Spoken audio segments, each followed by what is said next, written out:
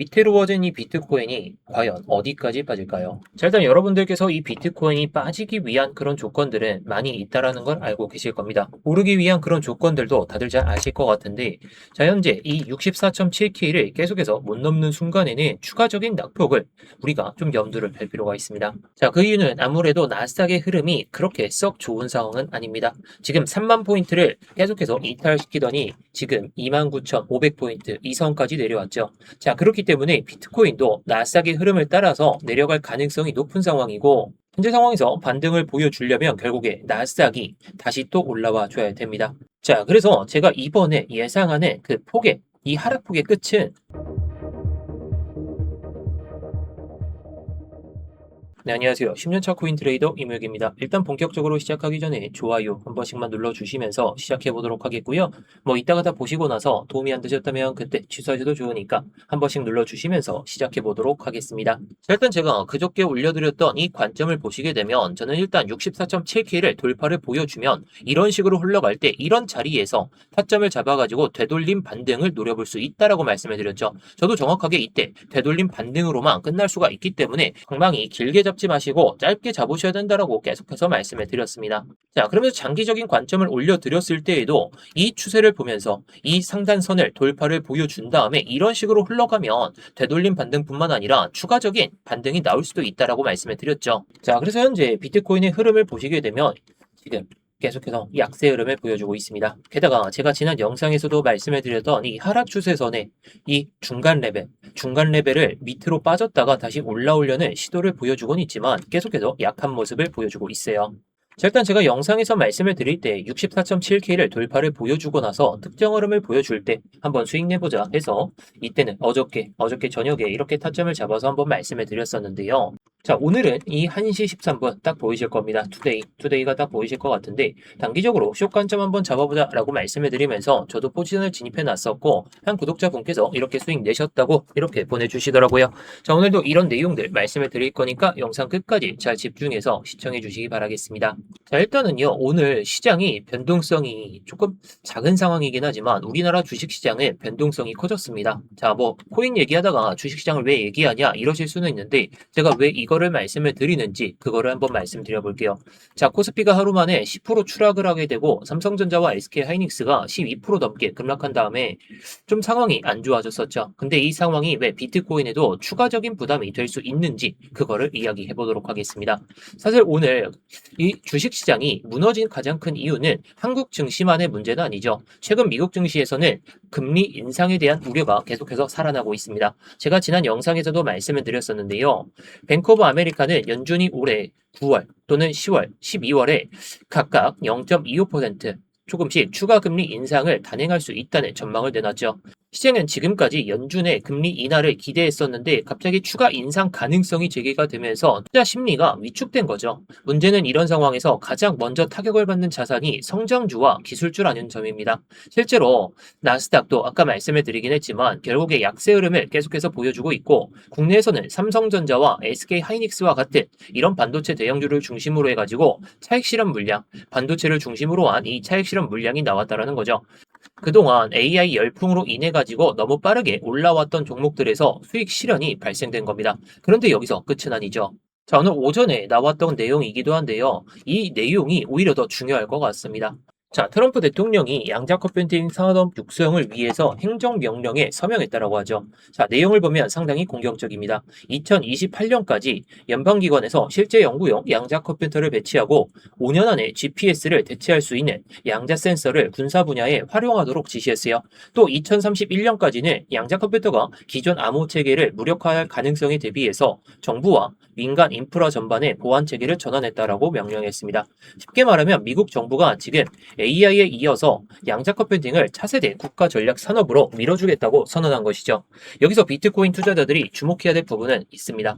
최근 몇 달 동안 시장의 유동성은 이미 AI 섹터로 대거 이동했어요. 마이크 셸러 역시 최근 인터뷰에서 AI 관련된 초대형 IPO와 AI 인프라 투자로 수천억 달러 규모의 자금이 빨려 들어가고 있다고 언급도 했었죠. 그리고 지금은 AI 다음으로 양자 컴퓨팅이라는 새로운 투자 테마가 등장하고 있다는 겁니다.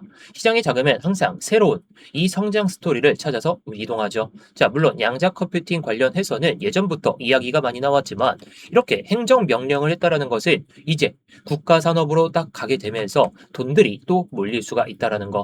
자, 그래서 비트코인이 약해서 지금 하락하는 것도 맞긴 하고 나스닥의 흐름이 좋지 않아서 그런 것도 맞긴 하지만 시장 전체의 유동성이 더 높은 기대 수익을 찾아 이동하면서 AI 관련주들, 반도체 관련주들 그런 종목들만 올라가고 비트코인은 오히려 약한 모습을 보여줬습니다. 특히 현재 비트코인은 기관 자금의 영향력이 과거보다 훨씬 커졌죠. 기관들은 주식과 비트코인을 별개로 보지 않습니다. 위험 자산이라는 이 큰 틀 안에서는 자산 배분을 조정하죠. 따라서 반도체 주식이 급락하고 나색이 흔들리는 상황에서 비트코인 역시 단기적으로 매도 압력을 받을 가능성이 또다시 높아지고 있습니다. 실제로 과거에도 기술주 조정이 발생하게 되면 비트코인이 동반 약세를 보이는 경우가 많았고, 그런데 다만 중요한 건 장기적인 관점이죠. 최근에 코스피, 코스닥 급락이 나왔던 원인이 반도체에 대한 이 차익 실현 물량이었으니까, 그리고 금리 인상에 대한 우려였으니까 비트코인의 본질적인 이 가치하고는 큰 차이는 없습니다. 큰 관련이 없다라고 보시면 될 것 같은데, 비트코인의 공급량이 늘어난 것도 아니고 ETF가 막 구조적으로 붕괴된 것도 아니고 일단 ETF 순 유출도 이어지긴 했지만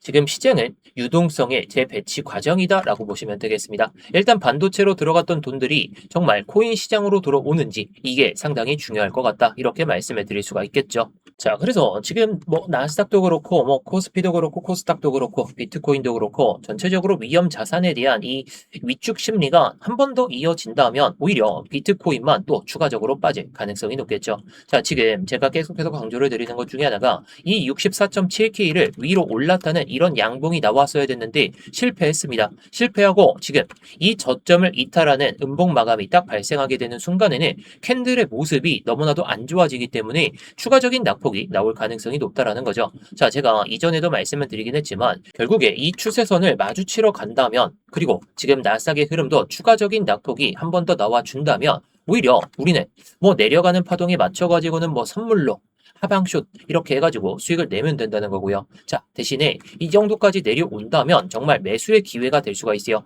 현물 매수 관점이겠죠. 자, 그래서 그 전까진 뭘 해야 되냐?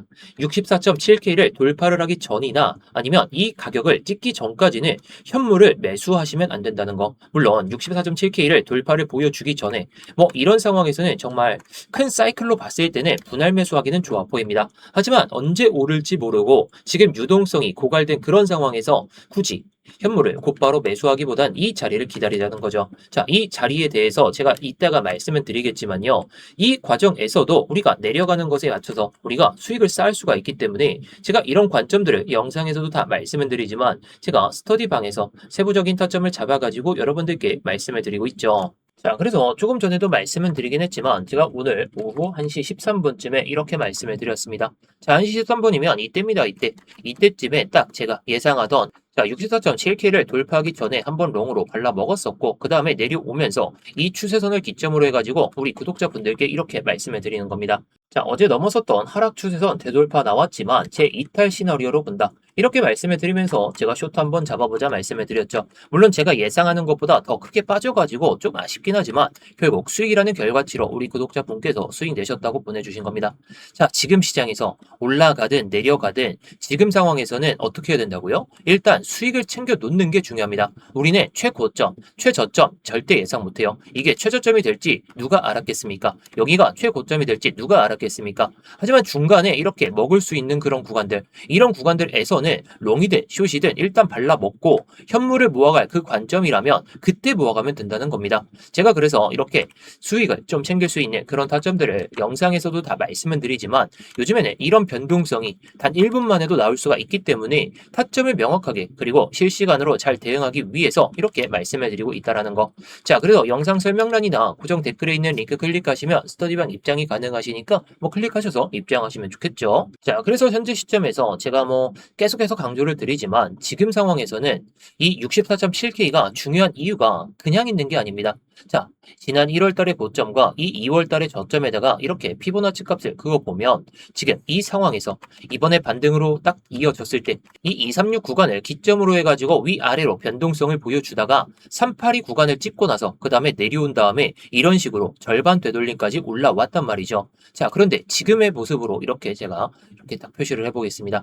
자, 지금 보시게 되면 이런 상황입니다. 지금 아까는 236 구간 위로 올라탔다가 내려왔다가 이 안에서 머물다가 이런 식으로 올라갔죠. 자, 물론 여기서도 또 추가적인 하락이 이렇게 나왔기 때문에 이 되돌림 반등은 여기서 끝났다라고 보시면 돼요. 자, 하지만 지금 시점에서 이 반등이 추가적으로 이어지기 위해서는 정말 이 일봉 상황에서 64.7K 그 이상에서 계속해서 머물러야 됩니다. 자, 그렇기 때문에 이 밑에서 머물 때는 어떻게 해야 된다고요? 그냥 위아래로 발라먹을 필요가 있다는 겁니다. 이 64.7K 이상에서 종가 마감하는 경우에는 올라가면 눌림롱, 물론 일봉 상황에서 64.7K를 밑으로 딱 하향 있다라는 순간에는 이렇게 양봉 뜨고 음봉 나오게 되면 또다시 숏이나 롱이나 이걸 반복하면 된다는 거죠. 자, 결국에 지금 64.7K가 중요하긴 하지만 결국에 이 64.7K를 돌파를 보여주더라도 68.2K 이 수준을 다시 한번 터치를 못한다면 이 안에서 계속해서 머물 가능성이 높아요.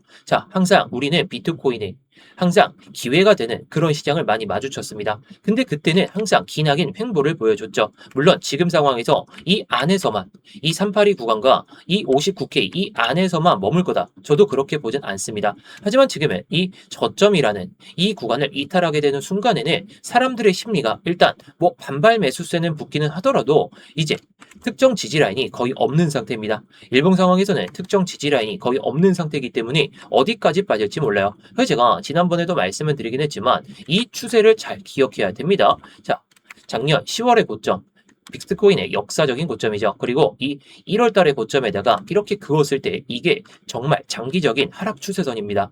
자, 그 다음에는 해당 고점과 해당 고점, 이게 3월 달의 고점인데 이 추세를 결국에 마주치러 갈지 아니면 이 추세까지만 마주치고 갈지 저도 지금은 가늠하기가 어려워요. 하지만 이게 정말 내려가는 파동, 천천히 내려가게 된다면 50K 그 언더까지는 충분히 빠질 수가 있기 때문에 현물은 해당 구간에서부터 50K 언더에서부터는 정말 공격적으로 노려보셔도 좋다라고 말씀을 드리고 싶습니다. 하지만 반대로 64.7K를 계속해서 돌파를 보여주는 그런 모습이 나오거나 금리 인상에 대한 그 스탠스가 조금씩 약해진다. 그러면 어떻게 될까요? 올라갈 가능성이 높으니까 사람들의 매수 심리가 자극이 될 수 있다 보니까 이런 관점을 잘 봐야 된다는 거죠. 자, 그래서 지금 메인 관점은 추가적인 하락이 나올 가능성이 높다. 대신에 이 안에서 머물 때에는 반등도 우리가 좀 생각을 해볼 필요가 있다 보니까 내려가면 기술적 반등을 먹어보거나 아니면 오르면 대부분 숏을 하면서 이렇게 먹어볼 필요가 있다는 거죠. 그래서 지금은 이 안에서 머물 때에는 최대한 단기적인 수익 위주로 좀 수익을 챙기기 위해서 제가 영상에서도 계속 단기적인 타점을 말씀을 드리긴 하지만 결국에 지금 시점에서 실시간 대응이 너무 중요하다 보니까 제가 이런 것들을 영상보다는 이렇게 스터디 방에서 다 말씀을 드리고 있죠. 자, 그래서 조금 전에도 말씀을 드리긴 했지만 결국에 제가 말씀을 드리는 이런 관점들 같은 경우에는 제가 영상에서도 다 말씀을 드려요. 어떤 관점, 이 64.7K를 돌파를 보여줬을 때에는 특정 흐름을 보여줬을 때 수익을 내면 된다. 자, 그리고 내려갈 때에는 이런 추세선을 기점으로 해가지고 지지받거나 저항을 받더라도 결국에 밀리는 상황이라면 한 차례 급락이 나올 수가 있으니까 이 정도의 수익도 챙겨볼 수 있다. 영상에서 계속 말씀드리죠. 하지만 여러분들이 항상 실수를 하시는 게 여기서 돌파를 했으니까 그러면 여기서 밀리겠네 하다가 올라가는 파동에 맞춰서 손실이 가득하시다는 거죠. 저는 확인이 되고 나서 여러분들께 말씀을 드립니다. 특정 거래량이나 이슈들이나 그런 것들을 보면서 여러분들께 말씀을 드리고 있기 때문에 제가 괜히 수익이 잘 난다 이걸 자랑할 게 아니라 관점이 괜찮다라고 말씀을 드리고 싶은 거죠. 자, 그래서 지금 시장에서도 손실이 아니라 최대한 수익으로 내가 좀 마무리를 해보고 싶다. 내가 맨날 100달러, 200달러 이 정도 수익으로 만족하지 못한다. 그러신 분들께서는 영상 설명란이나 고정 댓글에 있는 링크 클릭하셔서 입장하시면 되겠는데요. 자, 이 링크를 클릭하시게 되면 이 폼이 먼저 보이실 겁니다. 핸드폰으로 보내주신 분들은 바로 문자 보내는 화면으로 넘어가실 텐데요. 거기서 전송 버튼만 눌러주시면 되는 거고요. 컴퓨터로 보시는 분들은 자, 여기 보이듯이 이무역 전문가 나와 있는지 확인하시고 그 다음에 이렇게 실시간 관점 스터디 무료 시청 이렇게 누르신 다음에 스터디방 입장하실 이렇게 전화번호를 남겨주시고 나서 밑에 있는 제출 버튼 이렇게 순서대로 진행하시면 됩니다. 자, 다시 한번 말씀드리지만 모두 무료입니다. 그냥 편하게 들어오신 다음에 마음에 안 드시면 그냥 나가셔도 좋고, 정말 타점이 괜찮다 싶으시면 따라오셔도 좋은 거고요. 자, 구경하면서 시황 브리핑이나 타점 브리핑, 차트 교육이나 이런 것들도 다 보셔도 좋은 거니까 여러분들이 편하신 대로 원하시는 대로만 잘 얻어가시면 좋을 것 같습니다.